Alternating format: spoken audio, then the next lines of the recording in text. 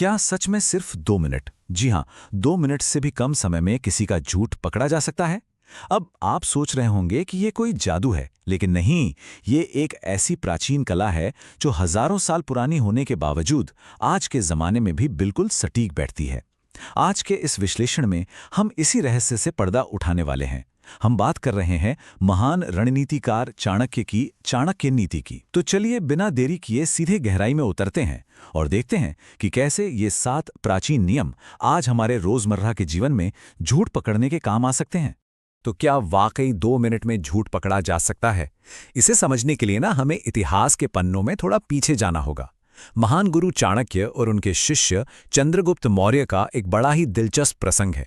एक दिन चंद्रगुप्त अपने गुरु के पास आए। उनके चेहरे पर एक अजीब सी बेचैनी थी। चाणक्य ने जब पूछा कि क्या बात है, तो चंद्रगुप्त ने एकदम से हंसते हुए बात टालने की कोशिश की। बोले, कुछ नहीं गुरुदेव, बस युद्ध की तैयारियों में लगा हूं। बाहर से सब एकदम नॉर्मल लग रहा था, लेकिन क्या सच में सब नॉर्मल था? बिल्कुल नहीं, क्योंकि चाणक्य ने उनके शब्दों को नहीं बल्कि उनके हावभाव को पढ़ा। उन्होंने तुरंत चंद्रगुप्त को रोका और सीधा कहा, तुमने कल रात एक गुप्त बैठक की थी जिसमें तुमने कुछ सैनिकों के साथ मिलकर एक योजना बनाई। क्या मैं सही हूं? सोचिए, चंद्रगुप्त पूरी तरह से सन्न रह गए। उन्होंने बहुत कॉन्फिडेंस के साथ झूठ बोला था, लेकिन चाणक्य ने उस बनावटी मुस्कान और आवाज की हल्की सी घबराहट को लिटरली 2 मिनट से भी कम समय में पकड़ लिया था। तो सवाल यह है कि चाणक्य ने आखिर ये किया कैसे? यहीं से आता है हमारा पहला नियम, फिजिकल बॉडी लैंग्वेज, यानी शारीरिक हाव भाव। देखिए, कहा जाता है कि इंसान झूठ बोल सकता है लेकिन उसका शरीर नहीं। जब कोई सच बोलता है तो वो पूरे कॉन्फिडेंस के साथ आंखों में देखता है, लेकिन झूठ बोलने वाला वो आपसे आंखें चुराएगा या बार बार नीचे देखेगा। आपने भी नोटिस किया होगा कि झूठ बोलते समय लोग अक्सर अपना चेहरा या नाक छूने लगते हैं। होता क्या है कि जब हमारा दिमाग कोई झूठ गढ़ता है तो शरीर एक तरह का तनाव महसूस करता है और हमारे हाथ अनजाने में ही चेहरे की तरफ चले जाते हैं। इसके अलावा लगातार पैर हिलाना या अपनी जगह पर बेचैन दिखना, ये सब उस अंदरूनी घबराहट को छिपाने के क्लासिक संकेत हैं। और इसी से जुड़ा है हमारा दूसरा नियम, आवाज के उतार चढ़ाव। जब कोई सच बोलता है तो उसकी आवाज में एक नेचुरल फ्लो होता है, एकदम सहज। लेकिन जहां झूठ की एंट्री होती है वहां आवाज का फ्लो बिगड़ जाता है। सामने वाला आपको यकीन दिलाने के लिए अचानक अपनी आवाज को बहुत तेज या अजीब सा कर सकता है। हिचकिचाहट, जैसे बार बार हाम करना या एक ही बात को रटना, जैसे अरे नहीं नहीं, मैं तो वहां था ही नहीं, बिल्कुल नहीं। ये सब संकेत हैं कि वो बस आपको कन्विंस करने की बहुत ज्यादा कोशिश कर रहे हैं। कभी कभी तो आवाज में एक हल्का सा कंपन भी आ जाता है, जिसे अगर आप ध्यान से सुने तो आसानी से पकड़ सकते हैं। चलिए इसे एक और बेहतरीन कहानी से समझते हैं। ये कहानी है धर्मदत्त नाम के एक बहुत ही मशहूर घी व्यापारी की। उसकी दुकान पूरे गांव में फेमस थी, लेकिन पैसा और शोहरत होने के बावजूद उसके मन में लालच आ गया। उसने अपने शुद्ध घी में सस्ता तेल मिलाना शुरू कर दिया। उसे लगा, अरे किसी को क्या ही पता चलेगा। शुरू में कुछ लोगों को स्वाद और महक में फर्क लगा, बच्चों की तबीयत भी खराब हुई, लेकिन धर्मदत्त इतना रसूखदार था कि किसी की भी उसके सामने मुंह खोलने की हिम्मत ही नहीं हुई। लेकिन फिर गांव में एक यात्रा करने वाले साधु महाराज आए। उन्होंने भी उसी दुकान से घी लिया और एक ही झटके में समझ गए कि दाल में कुछ काला है। साधु ने तुरंत सारे गांव वालों को मंदिर में इकट्ठा किया और एक बहुत ही सिंपल 3 स्टेप वाला साइंटिफिक टेस्ट किया।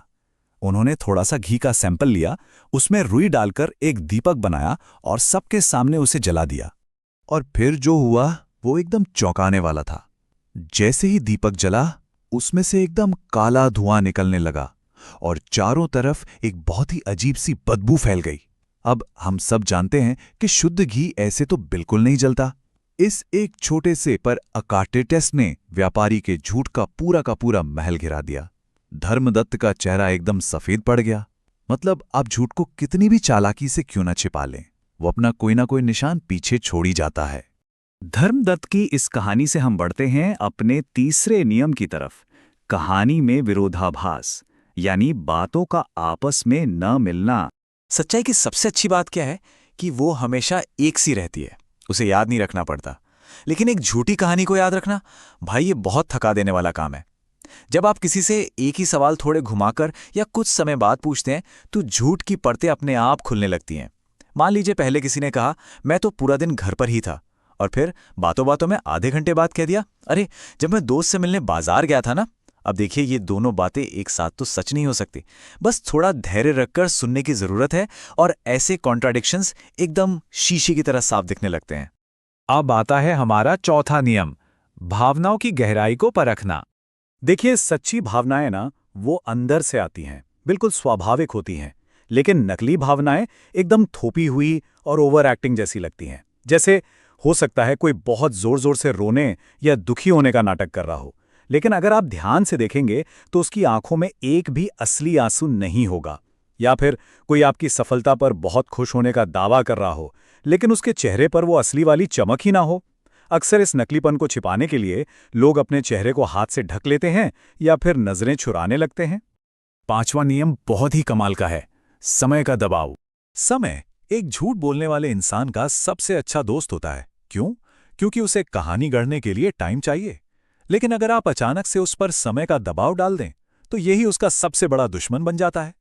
जब आप एक सच्चे इंसान से अचानक पूछेंगे, कल रात कहाँ थे, तो जवाब तुरंत और एकदम सीधा आएगा।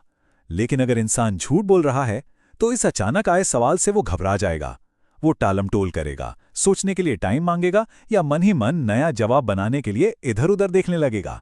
ये जो हल्का सा पॉज है ना, और वो अंदरूनी घबराहट, ये चेहरे पर साफ छप जाती है। और इसी से सीधे जुड़ता है हमारा छठा नियम, अत्यधिक विवरण, यानी जरूरत से ज्यादा डिटेल्स देना। होता क्या है कि जब कोई झूठ बोलता है तो उसे डर लगता है कि शायद कोई मेरी बात पर यकीन नहीं करेगा, और इसी डर से वो अपनी बात को सच साबित करने के लिए फालतू की जानकारियों का एक पूरा जाल बुन देता है।